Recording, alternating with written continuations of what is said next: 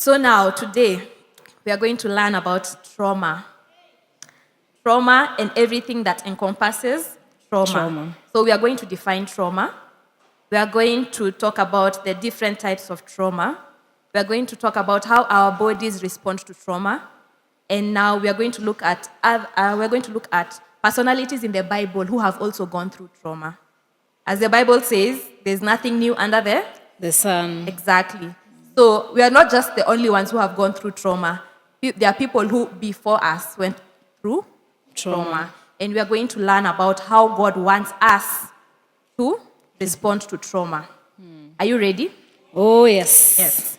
So trauma is when we experience a frightening, stressful, and distressing event that is out of our control.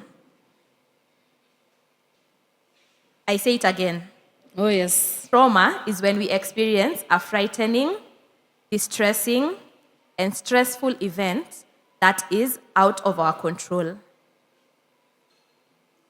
So, when we say something is traumatic, it's not necessarily about the event that is at hand. It's about our inability to cope with that event. That's why we can say something is traumatic.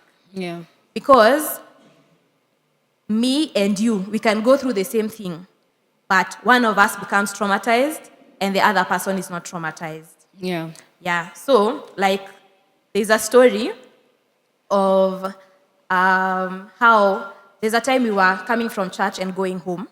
We were 4 of us in a car, and we witnessed an accident of someone who was crossing the road. He just seemed like he was maybe from a shop, like ametoka kununua tomatoes, now he was going home. So he was crossing the road. So as we stopped, and while he was crossing, there was another motorbike that came past us and hit him.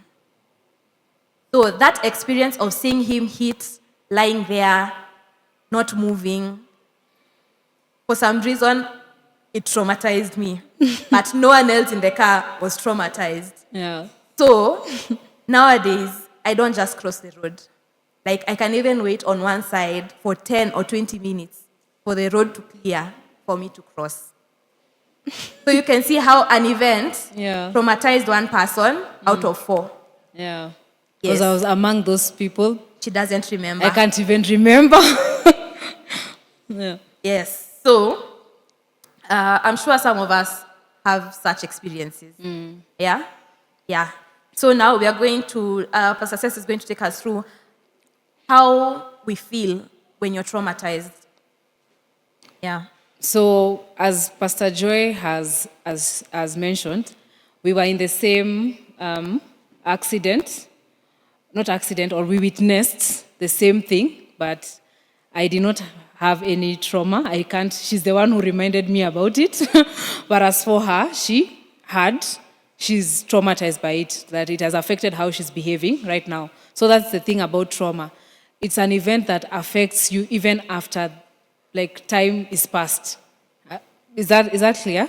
So, for example, like that, for me, I can't say I was traumatized. As much as I witnessed the incident, I can't say I was traumatized because it hasn't affected how I am behaving currently. But for her, we can say that she was traumatized because it's it's affecting how she's behaving right now. So can you picture now what trauma is?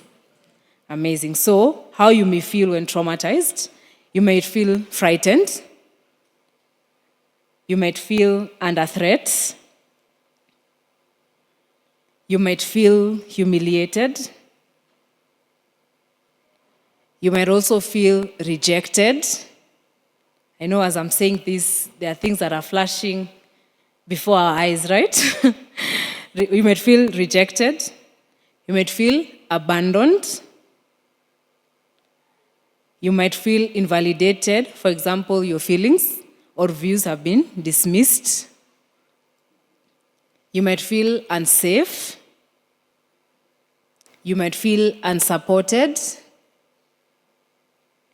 You might feel trapped. You might feel ashamed. You might feel powerless. With that said, after mentioning all those things, how many of us at this point feel have been traumatized or are traumatized? Let me see by a show of hand. So how will you see maybe the being frightened or humiliated? It's in a normal occurrence. Let me just, for example, use what I shared, my story of how when I got into a relationship, instead of when I have an issue, instead of bringing it up, what do? I keep it to myself. Why? Because I feel unsafe. So my response is not talking about it. Why? Because I'm feeling unsafe. So sometimes we find ourselves in situations where we are not responding to our friends or relating with our friends or with colleagues or people based on our traumas. So because if you're feeling unsafe, that means in any relationship I'm in, that's the state. I'm unsafe. That means I'll never open up on how I'm feeling or how the other person is making me feel. So that means you have relationships that are surface value. They're not intimate relationships. So some of the ways that trauma can happen, trauma can be a one-off event or an ongoing event.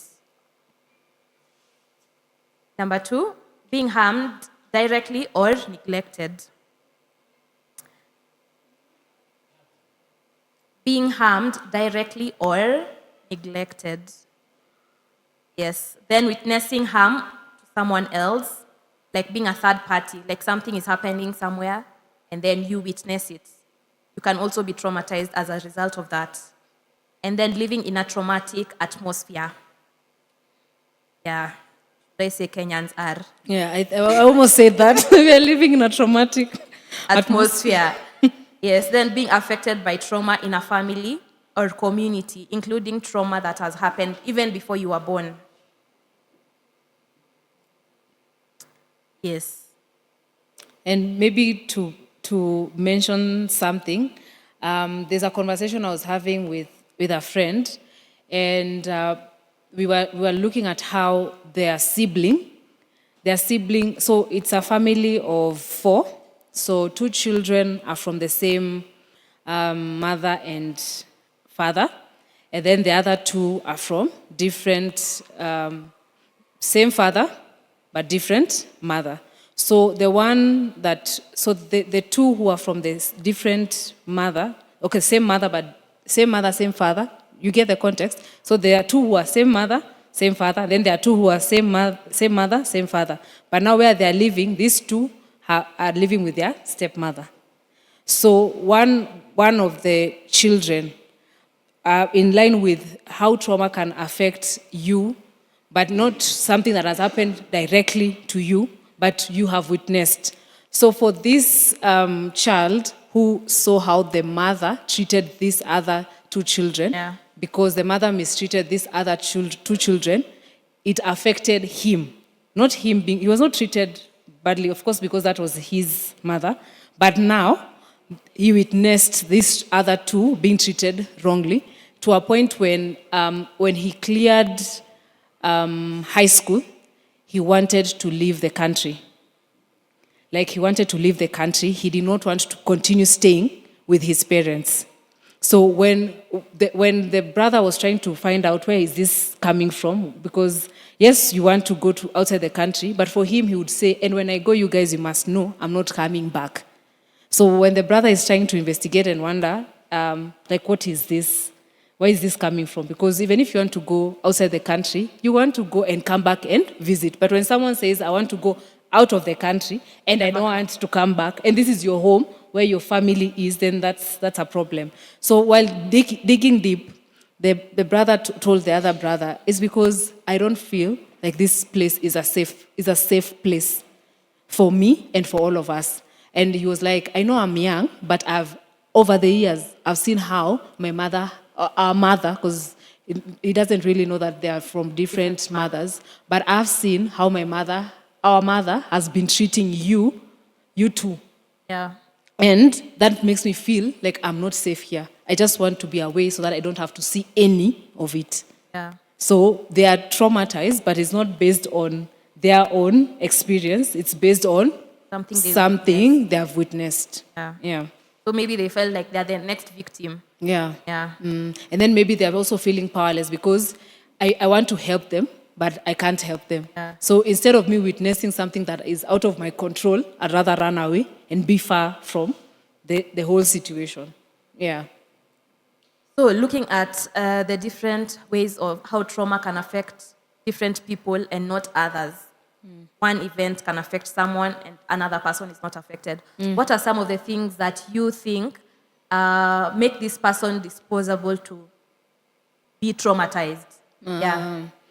Maybe I can say personal characteristics.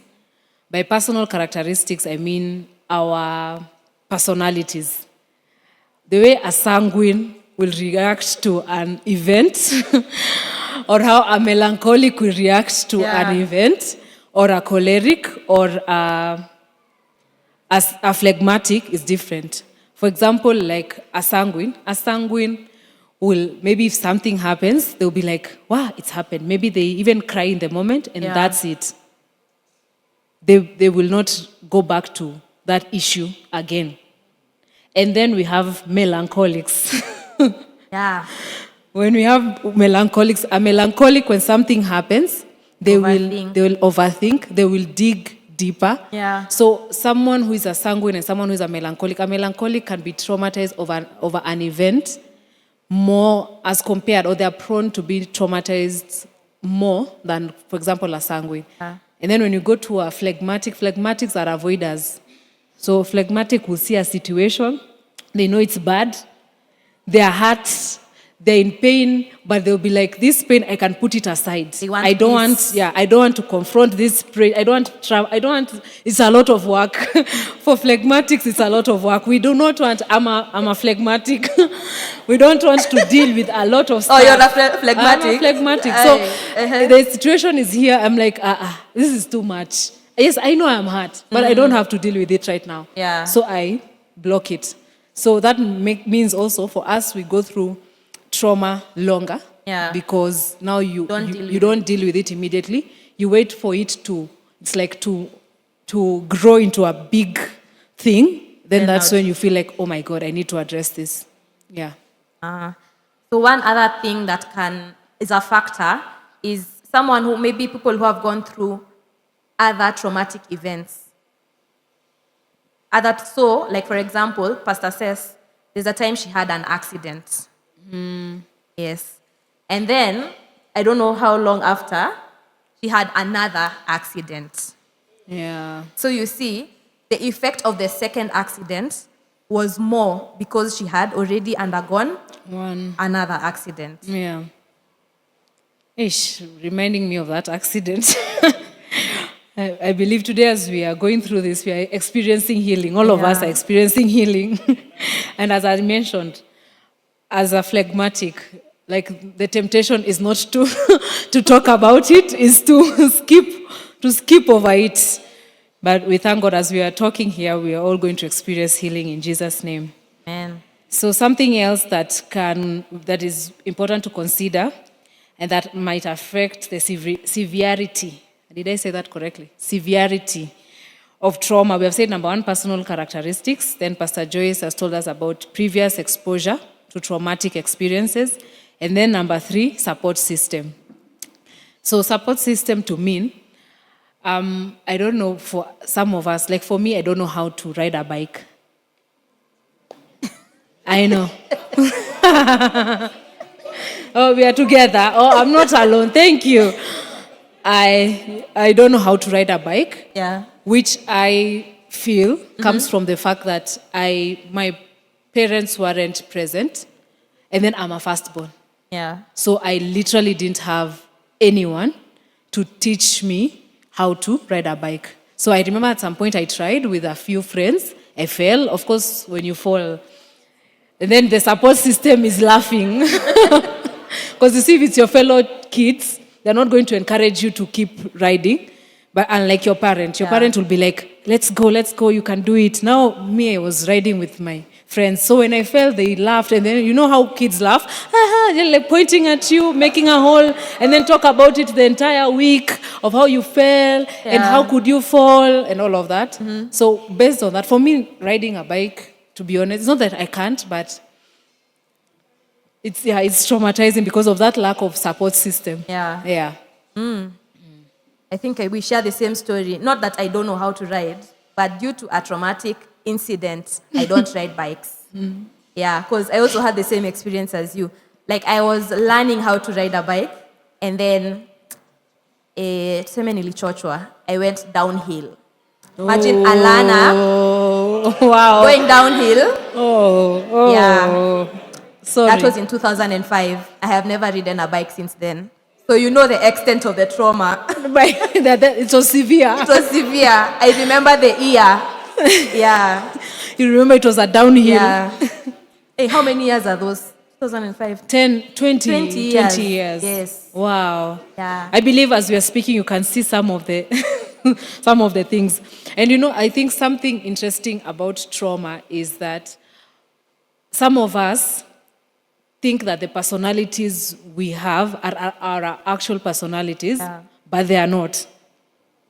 Some of the personalities we have are trauma responses. So you might find yourself as saying you're a sanguine, but maybe you're a sanguine because growing up, you were not allowed to speak. So, because you are not allowed to speak, so where you get an opportunity where you can speak, you speak and make sure no one else, because sanguines can speak and don't care whether others have something to say. Yes. So some of us call ourselves sanguines, but really it's You're not. not a sanguine.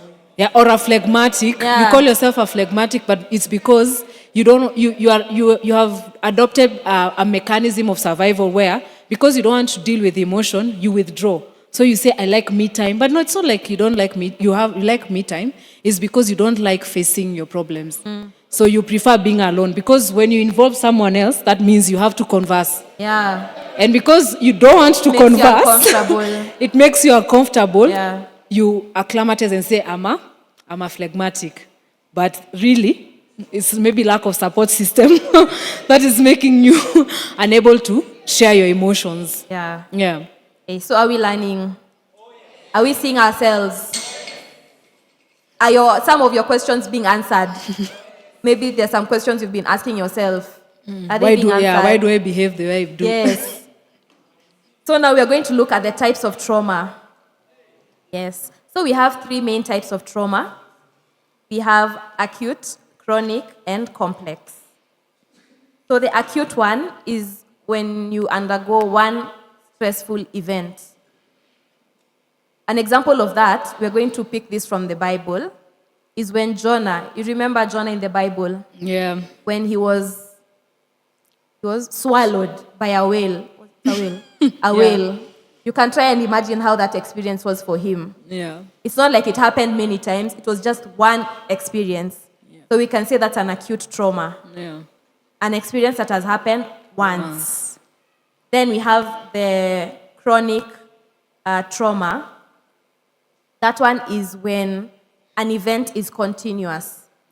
It hasn't happened once or twice, but it's continuing, like it's in motion. Yeah. It's ongoing, exactly. So I'm still going to pick this from the Bible. An example of Hannah. Hannah wanted to have children, right? Yeah. But she was barren. Then she had a co-wife named Penina or Penina. Yes. Who kept mocking her every time. It wasn't once, twice. Every time she had a child, it was a reason to mock Hannah. So you can imagine that's a chronic type of trauma. Then we have complex. Now in complex, you can have either more than one acute, more than one chronic, or a mixture of chronic and acute. You've understood? Yeah. Yeah. More than one acute, more than one chronic, or A mix. A mix of the two of them. Yes. So, Pastor Cess, maybe tell us what are some of the other traumas, other types of trauma? Yeah, maybe even before we go on, when you've talked about complex, an example is Job. When you think about Job had acute trauma, chronic trauma, like a mix of both. Because you can imagine losing your children, your businesses, losing everything, and not even gradually, like all at once. And then you have your wife, who is supposed to be your support system. And even for her, she's like, my goodness, at this point, why don't you just curse God and die? And your friends as well. Yeah. So I think Job character, Amma, what do you guys think? Do you think we can say Job went through complex trauma, where it's a combination of acute and chronic. Yeah. So other types of traumas, we have childhood trauma. Hey, yeah, this one I know is deep. So what is childhood trauma? Childhood trauma is trauma you experienced as a child and is affecting your adulthood. Trauma you experienced as a child that is affecting your adulthood. So maybe, Pastor Joyce, maybe you can share with us a childhood trauma that affected or is affecting your adulthood. So I don't know if you know, but I'm a last born. How many last borns do we have in the house? Yeah. Yeah. We need to see those last ones again. Can we see the last ones once more? Last borns. It's your time to heal. Hey, yeah, it's our time to heal. So you see, as a last born, I'm sure they're the ones who are going to understand me. So as a last born, your opinion, quote unquote, doesn't matter. There are other people who have gone ahead of you, who have made the decisions. So what you have to do is flow. Yeah. Yeah, don't. Yours is to follow. Yeah, so you find last borns, most of the times, you don't even have new clothes because you have siblings. Oh my, sorry. Oh, sorry. It's like you don't have something of your own. Yeah. Yeah. So, growing up, of course, that aspect, you feel like you're not heard. And so now I've grown, I've gotten used to it. Like for me, I felt like that's the norm. So now here comes Pastor Cess, a friend of mine, who is a firstborn. Yeah. When a firstborn meets a lastborn, yes, it's lethal. A firstborn is more of caring. Like it's like they're the ones. Oh yeah, tell us what firstborns do. We are parents. Yeah, we firstborns, we always want to, number one, care. Like it's like part of nature to think. You can't just think about yourself. As a firstborn, it's like you're trained from birth to think about others. You can't have just a thing and just have your thing alone. It's my thing, and then I have to think, hey, does my sister have? Does this other person have? So we are more of caring, nurturing, but also controlling. Yeah. Mostly controlling. Yeah. So when we became friends, remember, all my life, I've been controlled and told, like, I have no say. Then here is a firstborn who wants to be in control. Yeah. Now these two have become friends. So I, most of the time, used to feel like she wants to control me. And me, I'm like, now I've become of age. I want to have a say. Yeah. So it's like, so most of the time, we were in a cycle. Like, we are friends, then tunakosana. Then we are friends again, then tunakosana. So it became a cycle. Yeah. So one time when I was thinking through, I saw my big sister in her, and that was my answer. So you've seen how a childhood trauma has affected me even in adulthood. Wow. Ish, firstborns, are we healing also? Because as firstborns, I know you want to have control over every situation. You have your friend and you're trying to mother your friend. As a firstborn, it's real. You can try and mother your friend, but what your friend needs is not a mother or a parent Or another big sister. or another big sister or big brother. They want a friend. Yeah. And then for the last ones, it's important to realize that because you see when you're traumatized, is even when I try and offer, for example, I'm a firstborn, I try and offer counsel as a friend. Because of your lens, what will you see it as? Me controlling you. Yeah. So it's important to know. That's why we are talking about trauma, so that you can see it, so that you can make your relationships better, understanding, being aware of where you are coming from and how it's affecting your current situations. Are we together? All right. So the next thing, we have said number one is childhood trauma. Then we have collective trauma. Yes. I think as Kenyans, We fall in this category. yeah. Yeah. So this is when we experience trauma as a large number of people, like a crowd. So you remember maandamano. Let me just bring that. Whatever we went through, you didn't go through it as an individual. Yeah. Okay, there are some experiences you had as an individual, but it was more so as a crowd. You remember? Yes. Especially those who went to the streets. Hey, don't remind. Some of us are still traumatized. Yeah, there's someone saying again, even for me, again. No. No. It's already too late. It's already too late. Yeah. No. Yeah. Yeah, so in collective trauma, you find that you have your own personal symptoms. These are how you deal or react to the trauma. And then you have symptoms that you have as the crowd. You get yo kuchochana. That one. Yes. Yes. It's not going to work again Yeah. on me. Yes. And you find that anniversaries of collective trauma may lead to memorials or media coverage. So you see, even tomorrow, it's an anniversary of what happened 1 year ago. Are you seeing it now? Yeah. Yes. So does that mean the fact that people are going out tomorrow Yeah. as an anniversary, that's a trauma response? It is high chances because I don't think people have healed. Because it's like when we are just about to heal, something else comes up. And then now it's like a trigger of what we went through. So it keeps coming. Yeah, building up. Hey, mercy. Then number 3, we have generational trauma or intergenerational trauma. So this is experienced across families, culture, or groups. So generational trauma or intergenerational trauma is experienced across families, culture, or groups.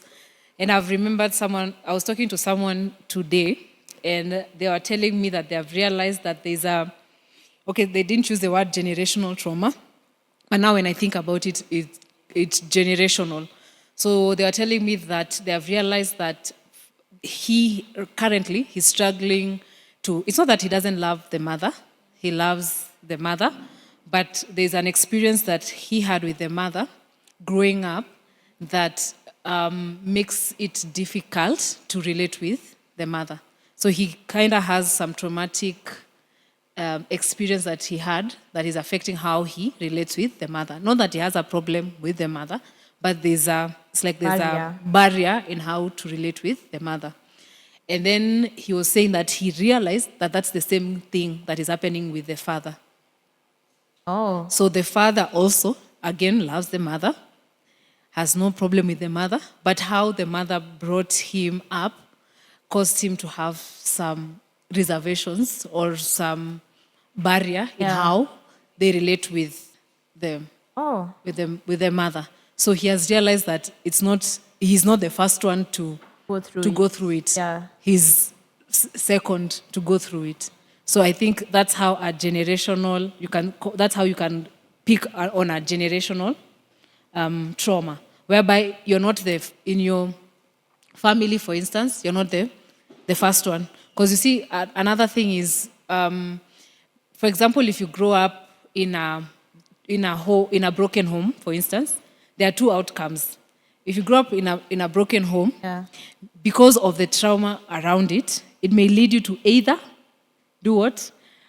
Grow up and end up in a broken home, or grow up and work towards having a complete home. But that doesn't happen often, because you find most of the people who have witnessed or have grown up in broken homes end up not also having complete homes, end up in broken homes because when you're, one thing about growing up in a broken home is that you develop, like, I think it's like you can say a coping Mechanism. It's like a coping mechanism. So most of the time, because of maybe the bitterness and all of that, what happens is you either, number one, don't want anything to do with men, if you're a lady, or if you're a man, you don't want to do anything to do with ladies. I don't know if you've seen people who they're way past, like they're like 35, 40, but they're not, it's not like they cannot get married, but they're not just interested in getting married. That is a traumatic experience. And then when you dig deeper, you'll find out maybe that's where they came from. Maybe the parents, then the grandparents. You find that it's something that has happened generationally. Is that correct? Generationally. So where you're not the first one to experience it. You're also, because you're the person, because you are in the same situation, you find yourself reproducing the same situation. So that's why it's important to sit back and look back at how your life is and how your parents' life was, so that you can pick and see, is this, am I receiving a traumatic response? Because if you receive it, that means you're also going to pass it across to the next person. Just the way some of us, because we were maybe chastised or we were beaten harshly, like even our parents. I know for most of our parents, it's not that they wanted to become like that, but that's all they knew, right? They were, when you listen to some of them, their stories, you hear, hey, you thank God that even though it was bad, it was not as bad as it was for them. So you see, if you don't heal, that means you're going to do the same to your children. So it becomes a generational trauma. Yeah.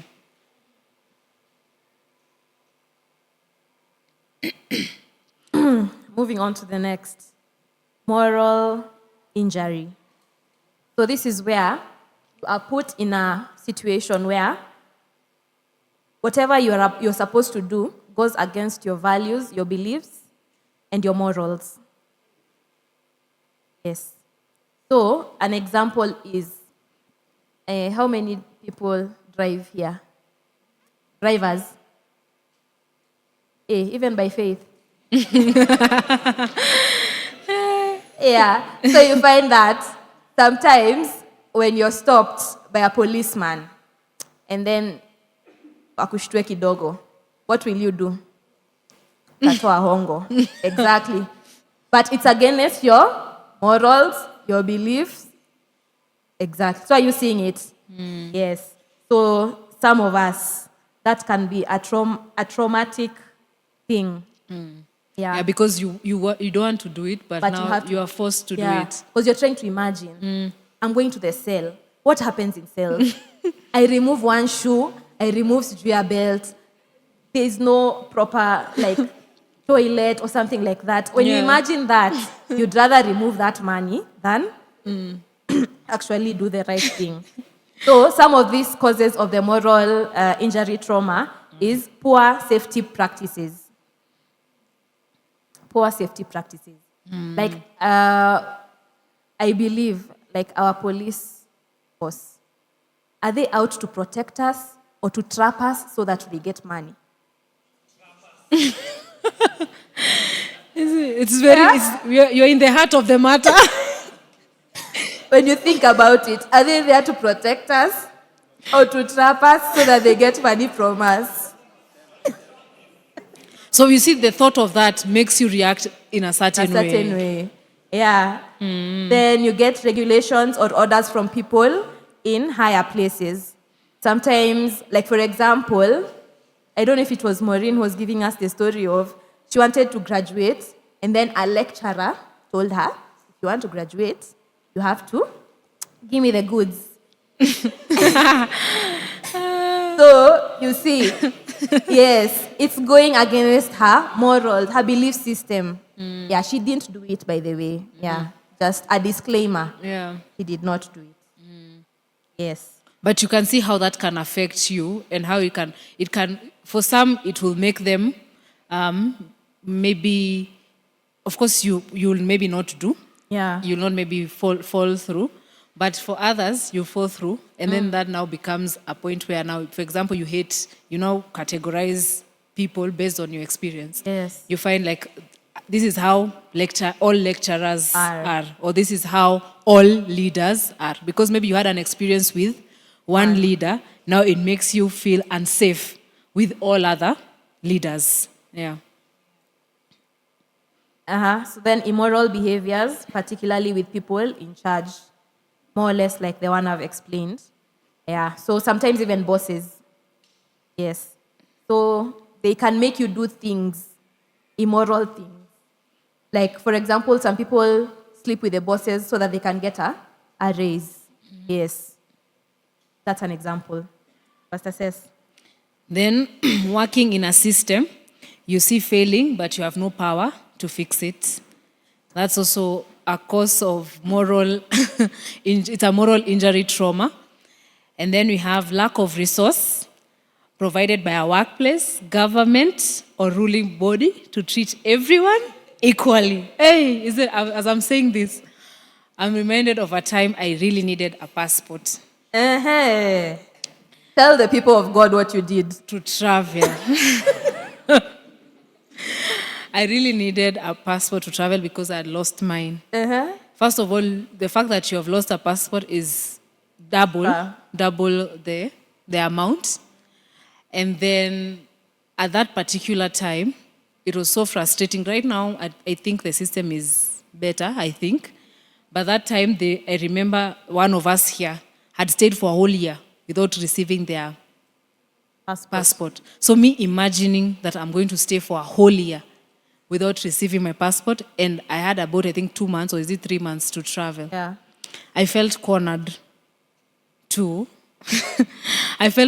look for a way to quickly get my passport out. To fasten the process. To fasten the process, because I was feeling like the system is not working for me. But it was based on someone else's experience. So I wasn't willing to wait it out, because I've already had someone else's experience. It's been 1 year since they received they're it's still in what do they say, in progress or in waiting? I don't know in progress. Yeah. So it's in progress 1 year later, and I need to travel. Yeah. So I won't say much about that. Yeah. I'll end at that. And tell us about secondary trauma. I feel like what you're talking about is actually secondary trauma. Yeah. So secondary trauma is what we have been saying, where you witness a traumatic event and you're closely connected to it. So you have just witnessed it, but it has had an impact on you. As much as it wasn't directly on you, but it has had an effect on you. Like for me, hearing that someone had actually there were 2 people. It was not one.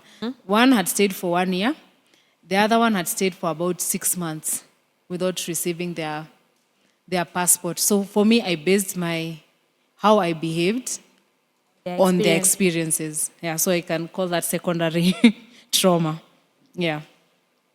I know most of us have actually done that. Like you base even your decisions based on someone else's story. Yeah. We have such people. Yeah. Yeah, just raise your hand. Even me, I'm there. Yeah. Yes. Maybe to say something about that. Yeah. I think that happens a lot. Even when you're, let's use an example of counseling. Like, for example, we are shepherds. Maybe someone comes to you. Maybe they have an issue with their beloved. Most of the time, the first person to come to you to share an issue, you tend to believe them and tend to take up their side. because of course they're the first ones maybe to come. So you find yourself basing the entire situation Yeah. based on one person's side Yeah. instead of listening to both and then now weighing out and being able to assist based on that. Yeah. You find yourself leaning on one side. Yeah. So can we call that a traumatic response? Is it? I don't think so. Because you see, it's based on someone's, what someone has gone through. But has it traumatized you? It can traumatize you because, for example, if it's physical abuse, or Unless it's a what do you guys trigger. think? Unless it's a trigger of Unless you have, something you have also gone through, then you tend to side with them. Yeah. based on your own trauma. Yes. But I don't think that's secondary trauma. Yeah. Oh, amazing. So are we learning? Yes. So, what are some of the ways that our bodies respond, or how do we respond to trauma? So, number one, you find yourself, you might freeze. Yeah? You might freeze. So, that is being paralyzed or unable to move. And then the second one is flop. That is doing what you are told to do, even when you're against it. Flop. You do whatever you've been asked to do, even when you're against it. Then the third one is fight. Do I need to explain that? Then the fourth one is flight. That is running away from the experience. And the last one is fawn, FAWN. That is trying to please someone even when it harms you.